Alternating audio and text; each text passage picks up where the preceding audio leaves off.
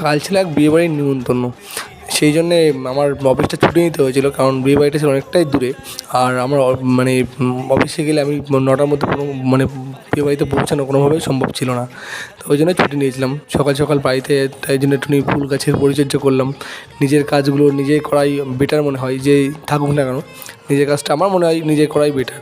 কারণ সবসময় সবার উপরে ডিপেন্ডেন্ট না হয়ে নিজের কাজটা নিজে করাই ভালো।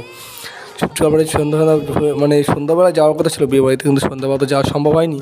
সে আমাদের রেডি হতে হতে বিয়েবাড়িতে আমরা গিয়ে পৌঁছেছি, দেখি মানে বরযাত্রী কয়েকজন ছাড়া আর কেউ নেই, আর আমরা আছি প্রায় 9:30 10টার দিকে। আর ভালোই শীত পড়েছিল সেদিনকে। ওই জন্য আমরা মানে যখন গিয়ে যাওয়ার পরে দেখি বিয়েবাড়িতে কেউ নেই, অল্প কয়েকজন আছে, আর বিয়েও অলরেডি শুরু হয়ে গেছে। তা যাই হোক, আমার দিদির বিয়ে ছিল, তা দিদি আর জামাইবাবুকে একটুখানি দেখে একটু উইশ করে আমরা লেট করিনি, আমরা একটুখানি ফটোশ্যুট করেছিলাম।